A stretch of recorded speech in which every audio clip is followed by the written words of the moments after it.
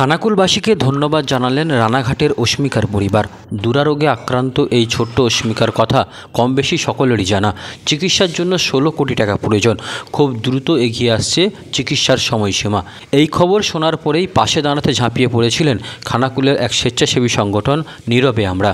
এই সংগঠনের কিছু তরুণ তুর্কি যুবক তাদের সাধ্যমতো কঠোর পরিশ্রমের মাধ্যমে অর্থ সংগ্রহ করে রানাঘাটে পৌঁছে দেওয়ার প্রতিশ্রুতিবদ্ধ হয়েছিলেন।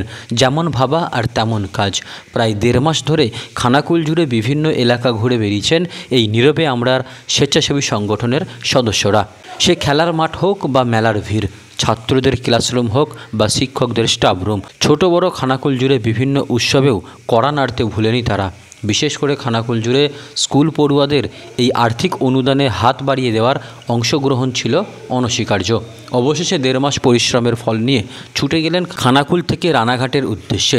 দেখা করলেন রানাঘাটের ছোট্ট অস্মিকার পরিবারের সাথে, তুলে দিলেন খানাকুলবাসীর অনুদান করা সেই অর্থ। দায়িত্বের সাথে পালন করলেন এই খানাকুলের স্বেচ্ছাসেবী সংগঠন নীরবে আমরা। তাদেরকে কুর্নিশ রাজ্যবার্তার তরফ থেকেও। চলুন সেখানে গিয়ে কি হলো দেখাবো।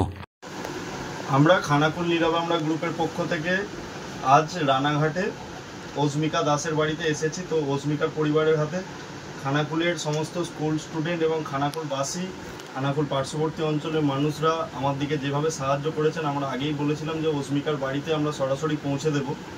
তো সেই অর্থটা অস্মিকার বাবাই গুনবে, অস্মিকার বাবাই জানাবে যে কতটা অর্থ আমরা তুলতে পেরেছি। আমরা সেই অর্থটা সরাসরি অস্মিকার বাবার হাতে তুলে দিচ্ছি।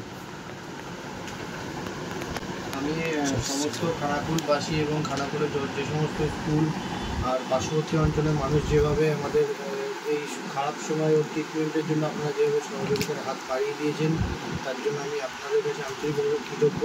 আপনারা এইভাবে যদি না আসতেন বা আরও পশ্চিমবঙ্গবাসী যদি এভাবে না আমাদেরকে সাহায্য করতো, তাহলে এই লড়াই টিকে থাকার মতো একটা দিনও সাহস আমরা জোগাতে পারতাম না। আমি সকলের কাছে আন্তরিকভাবে কৃতজ্ঞ এবং আমি বিশ্বাস যে আপনারা সবার প্রচেষ্টার মাধ্যমে আমার মেয়ে একটা নতুন জীবন পাবে।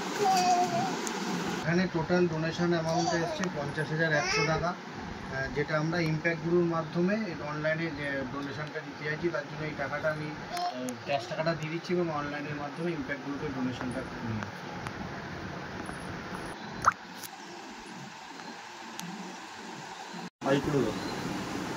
নিয়ে হিসেবে দাও, তার একটু জোরে জোরে একটু হিসেবে। টিটি নেই, টিটি চলে নেই। রোগটার নাম হচ্ছে স্পাইনাল মাসকুলার অ্যাট্রফি বা SMA টাইপ 1 শর্ট ফর্মে বলা যায়। এটা একটা নিউরোমাসকুলার প্রোগ্রেসিভ ডিজিজ, যেটা যত দিন যাবে ওর মাসেলগুলো ধীরে ধীরে উইক হতে থাকছে। ওকে আটকে রাখার জন্য অলরেডি একটা ওষুধ ওকে খাওয়াতে হয়। 6,00,000 টাকা দামের একটি ডিসডিপ্লাম ওরাল মেডিসিন আছে। আর তাছাড়াও যে ওয়ান টাইম থেরাপি হিসাবে যে আমরা ইঞ্জেকশনের জন্য ক্রাউড ফান্ডিংটা করছি, জনজনসমা নাম ইঞ্জেকশনটা, যেটা ওয়ান টাইম, যেটা যত আর্লি পসিবল ওকে দিতে তাহলে ওর ভালো হয়। তো সেটার জন্য আমরা ক্রাউড ফান্ডিং শুরু করেছি। আজ থেকে প্রায় 8 মাস ধরে ক্রাউড ফান্ডিং করছি। সোশ্যাল মিডিয়ার মাধ্যমে সমাজের সর্বস্তরের মানুষের কাছে সাহায্যের আবেদন জানিয়েছি। সেরকমই খানাকুল নীরবে আমরা গ্রুপের পক্ষ থেকে ওনারা যে কালেকশন করেছে ডোনেশন অ্যামাউন্টটা, সেটা 50,100 টাকা আজ এসে আমাদের ইম্প্যাক্ট গ্রুপে ডোনেশন সেটা পাঠানো হয়েছে। এবং আমি সকল খানাকুলবাসী সমস্ত স্কুল যারা আছে তারা যেভাবে সহযোগিতার হাত বাড়িয়ে দিয়েছে, এর জন্য আমি তাদের কাছে কৃতজ্ঞ। আপনাদের সবার প্রচেষ্টা এবং যে চেষ্টার মাধ্যমেই যে আমার মেয়েটা একটা সুস্থ জীবন পাবে, এটা আমি দৃঢ় দিচ্ছি। আর কতদিন পরে ইঞ্জেকশন কোথায় দেওয়া হবে?